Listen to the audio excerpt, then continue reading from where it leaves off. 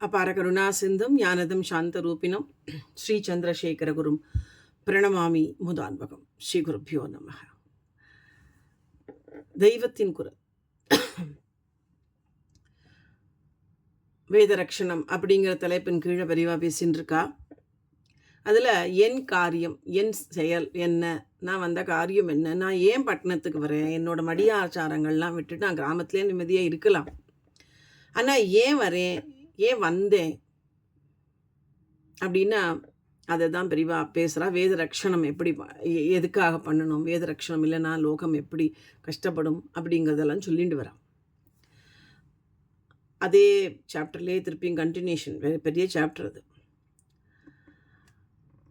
அதை தான் பெரியவா சொல்கிறான். வேத ரக்ஷணத்தை அடுத்து சந்ததிக்கு ஒரு ஜீவிய கர்மமாக, ஆயுட்கால பணியாக நம்மளுடைய சந்ததிக்கு நீ வாழ்க்கையில் இதையே வேதத்தையே எடுத்துக்கோ உன்னுடைய மெயின் ப்ரொஃபஷனா அப்படின்னு முடியாட்டா கூட, குழந்தைகளை அப்படி பண்ணுறதுக்கு முடியலை ப்ராக்டிக்கலான்னா கூட 8 வயசுலேருந்து ஆரம்பித்து அப்புறம் 10 வருஷம் 8லேருந்து ஆரம்பித்து தினம் 1 மணி நேரம் இளம் சின்ன குழந்தைகளுக்கு வேத மந்திரங்களும் பிரயோகங்களும் வகுப்பு நடத்த பேட்டைக்கு பேட்டை, அதாவது ஏரியாவுக்கு ஒரு கோஆர்டினேட்டட் முறையில், ஒரு கூட்டுறவு அடிப்படையில் ஏற்பாடு பண்ணுங்கோ அப்படிங்கிறா பெரியவா.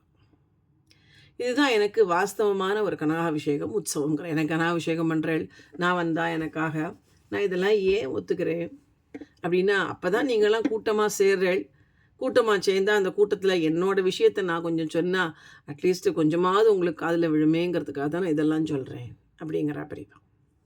சிரமம் இல்லாமல் எந்த காரியமுமே இல்லை, சிரமப்படாமல் எதுவுமே நடக்காது. நாம ஒரு காரியத்தை இழுத்து போட்டுண்டா நம்ம அதுக்கு எவ்வளோ கஷ்டப்பட்டு சிரமப்பட்டு அதை முடிக்கணும்னு நம்ம நினைக்கிறோம். அதே மாதிரி இந்த வேத ரக்ஷணத்தையும் நம்ம அப்படி நினச்சிட்டு பண்ணணும் அப்படிங்கிறான். ஏதோ ஒரு கண்டத்தில், ஏதோ ஒரு காண்டினென்ட்டில், ஏதோ ஒரு யூனிவர்சிட்டியில் ஒரு படிப்பு, அந்த படிப்புக்கு படித்தா நல்ல வேலை கிடைக்கும், சம்பளம் கிடைக்கணும், நம்ம உடனே அந்த அந்த யூனிவர்சிட்டியோட என்ன சொல்கிறோம், அந்த யூனிவர்சிட்டியோட அந்த அப்ளிகேஷன் டவுன்லோட் பண்ணுறோம், ஃபில்அப் பண்ணுறோம், உடனே போய் ஜாயின் பண்ணுறோம். அதில் என்னெல்லாம் கஷ்டமோ, சாப்பாடு இல்லாமல் இது இல்லாமல் அந்த யூனிவர்சிட்டியிலேருந்து படிக்கிறோம், சரியான ஒரு இன்கம் இல்லை, கஷ்டப்பட்டு பார்ட் டைம் ஜாப் பண்ணுறோம், எல்லாம் பண்ணுறோம். ஏன் அந்த சம்பளம் நிறையா கிடைக்கும், நல்ல வசதியாக வாழலாம் அப்படின்னு இல்லையா? ஏதோ ஒரு இதுக்கே அப்படி கஷ்டப்படுறேளே, இந்த வேதத்துக்காக கஷ்டப்பட மாட்டேளா அப்படிங்கிறா பெரியவா. இதை தான் சொல்கிறா பெரியவா. ஒரு படிப்பு, பெரிய உத்தியோகம், நமக்கு அந்த அப்போ நமக்குன்னு ஏற்பட்ட அந்த தர்மத்தை அந்த கஷ்டம் இருக்குன்னு சொல்லி விட்டுடலாமா அப்படிங்கிறா பெரியவா. கரெக்டு தானே? எங்கேயோ ஒரு யூனிவர்சிட்டியில் போய் ஏதோ ஒரு படிப்புக்கு இத்தனை கஷ்டப்படுறோமே, நமக்குன்னு ஏற்பட்ட தர்மம், நம்ம எல்லாம் காக்கக்கூடிய அந்த தர்மம், அது கஷ்டமாக இருக்குங்கிறதுனால அதை விட்டுடலாமா அப்படிங்கிறா பெரியவா. கஷ்டம் இருந்தும் அதை செஞ்சாதான் அதில் ஜாஸ்தி பலன், ஜாஸ்தி பெருமையும் கூட இல்லையா? இப்போது ஒருத்தர் PhD பண்ணுறேன்னா அதை கஷ்டப்பட்டு பண்ணுறார், அதனுடைய பலனும் ஜாஸ்தி, அது பெருமையும் ஜாஸ்தி.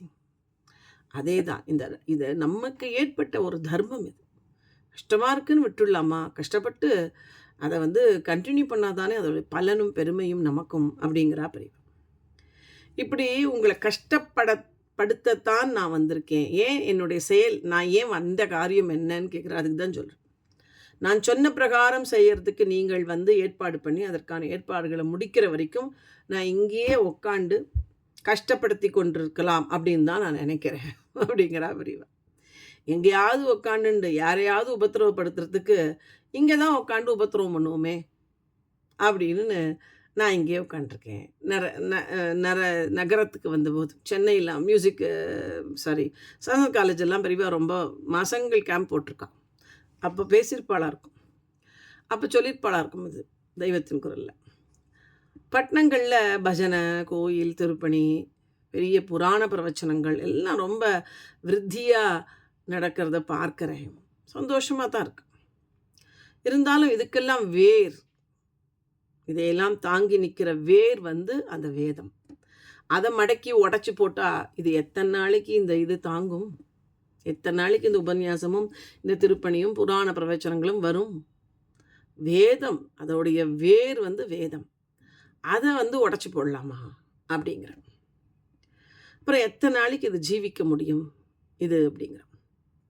வேதத்தை அப்பாட்டேந்து பிள்ளைக்கு தரணுங்கிறது தான் பெரிய தர்மம். அதுதான் அஸ்திவாரம். பிராமணன் வேதத்தை விட்டா இந்த லோகத்தில் இருக்கிற அத்தனை கோளாறுகளும் கஷ்டங்களும் விபரீதங்களும் நமக்கு ஏற்பட்டு விட்டதால் தான் அப்படிங்கிற. பிராமணன் வேதத்தை விட்டுட்டு இந்த லௌகீக காரியங்கள் ஆஃபீஸ் வேலைக்கெல்லாம் போனதுனால்தான் லோகங்கள் இவ்வளோ கஷ்டப்பட்டுருக்கு, இத்தனை கோளாறுகள் இந்த லோகத்தில் இருக்குது அப்படிங்கிறா பெரியவா. ஜாதி அழியிறத பற்றி எனக்கு கவலை இல்லை அப்படிங்கிற பெரியவா. இப்போ நம்ம எந்த ஜாதியுமே பிராமண ஜாதி அது அழிஞ்சு போயின்னு இருக்குன்னா அதை பற்றி எனக்கு கவலை இல்லை. லோகக்ஷேமம் போகிறதே அப்படிங்கிறது தான் நான் கவலைப்படுறேங்கிற பெரியவா. வேத ரக்ஷணம், வேதம், அந்த ரக்ஷணம், வேதத்தை காப்பாற்றுறது விட்டு போனால் இந்த பரம்பரையை மறுபடியும் உண்டு பண்ண முடியாதே அப்படிங்கிற ஒரு கவலை. ஏன்? இந்த பரம்பரைகள் இருந்தால்தான் லோகக்ஷேமமாக இருக்கும். லோகக்ஷேமங்கிறது அப்படின்னு சொல்கிறது வேத சப்தத்தாலும் யாக யஜ்யங்கள் கர்மாக்களாலும் ஏற்படுகிற நன்மை மட்டும் இல்லை. இப்போது வேதம் படித்தவா இருந்தால் அவள் வேத சப்தங்கள் இந்த லோகத்தில் கேட்டும் யாக யஜ்யங்கள் மழை வரத்துக்கெல்லாம் அவள் பண்ணுவா இல்லையா? அதனால் வேணும் வேதம், அதனால் அந்த நன்மைக்காகவாது வேதம் வேணும் அப்படின்னு மட்டும் இல்லைங்கிறா பிரிவா. வேதாந்தத்தை பார்த்தால், வேதத்திலேருந்து வேதாந்தம், இந்த வேதாந்தத்தை பார்த்தா சகல தேசங்களில் உள்ளவர்களும் பொதுப்படியாக மகோன்னதமான தத்துவங்கள் இந்த வேதாந்தத்தில் கிடைக்கிறது. இந்த தத்துவங்கள் எல்லா தேசத்தவர்களுக்கும் ஆத்மவிருத்தி அடையிறதுக்கு உதவுறதுங்கிறான். எத்தனையோ பேர் வேதாந்தத்தை பார்க்கணும் அப்படின்னு இதர தேசத்தவர்கள்லாம் எப்படி நம்ம நாட்டை தேடி நாட்டம் வரா. அவர்கள் இங்கே வந்தபோது வேத ரக்ஷணமே ஜீவிய பணியாக ஒரு கூட்டம் காத்துண்டு இருக்கிறத பார்த்து தான் அப்படி என்ன ஸ்பெஷல் இந்த புஸ்தகத்தில் அப்படின்னு அதை ஆராய்ச்சி பண்ண போய் தான் பல விஷயங்களை அவள் தெரிஞ்சுக்கிறான். குறிப்பாக உலகம் முழுவதும் உள்ள பண்பாடுகள், அந்த கல்ச்சர், அதில் இருக்கிற ஒற்றுமையே இந்த ஆராய்ச்சியில் அவள் கண்டுபிடிச்சிருக்கான். இந்த வேதாந்தத்தினால லோகத்துக்கெல்லாம் உபயோகம் மட்டுமில்லை, லோகம் முழுவதுமே வேத கல்ச்சரில் ஆதியில் இருந்தது அப்படிங்கிறது தான் என்னுடைய அபிப்பிராயம் அப்படிங்கிற. நன்னா ஆராய்ஞ்சு பார்த்தா மற்றவர்களும் இந்த அபிப்பிராயத்துக்கு வரலாம் அப்படிங்கிறா பிரிவு. அதனால் எல்லோருமே பொதுவாக ஒன்று இருப்பதாக அறியறதுலேயே சர்வதேச அந்த மத சமரச பாவனை எல்லாம் வந்துவிடும். இது வேதாந்தத்தை அறிஞ்சுட்டோன்னா எல்லாருக்கும் சமரச பாவனை, சமபாவனை வந்துடும். எல்லாருக்கும் ஒரே கல்ச்சர் தானே ஃபாலோ பண்ணுறா அப்படிங்கிற ஒரு பாவனை வந்துடும். அது ஒரு இன்டர்நேஷ்னலி ஒரு ஒத்துமைக்கே ஒரு காரணமாக இருக்கும் அதுங்கிறோம். வேதத்துக்காக சகலத்தையும் தியாகம் செய்கிற ஒரு கூட்டம் நம் தேசத்தில் இல்லாவிட்டால் மற்றவர்களுக்கு அதன் தாத்பரியங்களை அறிவதில் எப்படி ஈடுபாடு உண்டாகும்? இப்போ வேதத்தை காக்கணும்னா பிராமணர்கள் காக்கணும். அது அப்படி காத்தால்தான் மற்றவாளுக்கு அதை பற்றின தாத்பரியம் அப்புறம் தான் புரியும். இவாளே விட்டுட்டா அப்புறம் மற்றவாளுக்கு எப்படி போய் அது சேரும் அப்படிங்கிற. நம் தேசத்தில் சகல ஜாதியரையும் உத்தேசித்து வேத பரம்பரையை தொடர்ந்து இருக்க பண்ண வேண்டியது இப்போதைய தலைமுறையின் பெரிய பொறுப்புங்கிற. சகல ஜாதிகளை உத்தேசித்து தான் இதை நான் ரட்சணம் பண்ணணுன்றேன். இது இருந்தால் தான் எல்லா ஜாதிகளுக்குமே நல்லதுங்கிற பிரிவு. இதை செய்யாமல் எனக்கு கனகாபிஷேகம் இதெல்லாம் எந்த பிரயோஜனமும் இல்லை அப்படிங்கிற. அப்புறம் ஏன் நான் கனகாபிஷேகத்துக்கு ஒப்புண்டேன்னா அப்படி ஒரு ஒப்புக்கொண்டால் தான் இந்த மாதிரி உற்சவ கூட்டங்கள்லாம் வருதுன்னு நான் சொன்னேனே. அதேதான் இப்போ இருக்கிற துவேஷம், மனக்கசப்பு, கோபதாபங்கள் போக வேண்டும் நாள் வேத ரக்ஷங்கிற கடமையை பெற்றவர்கள் அதை செய்து, யாருன்னா பிராமணர்கள், அதை செய்து சாதுக்களாக சாந்தர்களாக வாழ்ந்து காட்ட வேண்டும். அப்படிதான் இருந்துருக்கா பிராமணம். இதன் பலன் மற்றவர்களுக்கு புரியாமல் போகலாம்.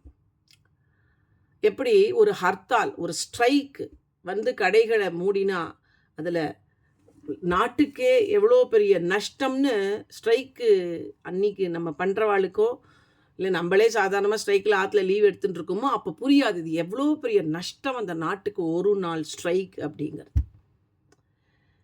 அதே மாதிரி தான் இது நாலாவட்டத்தில் புரியும். வேத ரட்சணத்துக்காக அந்த வேதத்தை நம்ம இப்போ பார்க்காம வந்துட்டு விட்டுட்டோன்னா அந்த நாட்டுக்கு எவ்வளோ பெரிய லாஸுங்கிறது அப்புறம்தான் புரியுங்கிறோம். வேத ரட்சணத்துக்காக என்றே சிலர் ஆயுசை அர்ப்பணித்து வாழ்வதில் பெரிய சமூக பிரயோஜனம் இருக்குது. அந்த சொசைட்டிக்கே நல்லது அது அப்படிங்கிறோம். கடமையில் பின்வாங்காமல் நின்றால் ஒரு நாள் இப்பொழுது எத்தனைக்கத்தனை துவேஷம் இருக்கிறதோ அத்தனைக்கத்தனை ஒரு ஒற்றுமை உண்டாகும் பின்னாள்ங்கிற பிரிவு. இதுக்கு இப்போ இருக்கிறதுக்கு காரணமே வேதம் சரியாக ரட்சிக்கப்படாதது தான் காரணம்ங்கிற. ஆதியில் இந்த மனு இருந்ததே தமிழ்நாட்டில் தான். இங்கே தான் வேத வித்யை, ஞானம், பக்தி எல்லாம் ரொம்ப செழிப்பாக தமிழ்நாட்டில் தான் இருந்திருக்கு. தமிழ்நாட்டில் தாயுமானவர் பட்டினத்தார் போன்றவர்கள் மட்டுமில்லை, மதாந்தர்களை, அந்நிய மதங்களை சேர்ந்த வேதநாயகம் பிள்ளை, மஸ்தான் சாஹிப் போன்றவர்கள் கூட தமிழ்நாட்டு மண்ணின் விசேஷத்தால் பரம வேதாந்திகளாக இருந்தார்கள். வேத தர்மத்துக்கு ஆதி வீடே இந்த தமிழ்நாடு தான்ங்கிறான். அப்பேற்பட்ட இந்த தமிழ்நாட்டில் வேதங்கள் இங்கே தான் ரட்சிக்கப்படுறது ஆரம்பத்தில், ஆதி காலத்தில்ங்கிறான். இவன் முடிவில் கூட வேதத்தில் என்ன சொல்லியிருக்குன்னா, கல்கி அவதரிக்கிற, அதாவது இந்த கலி முடிவில் வேத ரட்சணத்துக்காக அவதரிக்க போகிற அந்த கல்கி பகவான் திராவிட தேசத்தில் திருநெல்வேலி சீமையில் தோன்ற போகிறார் அப்படின்னு தான் வேதத்தில் போட்டிருக்குங்கிற பிரிவு. அங்கேதான் வேத தர்மத்தில் தவறாத பிராமணர்கள் இருக்க போகிறார்கள் பின்னாளில் அப்படின்னு புராணங்கள்லாம் சொல்றது.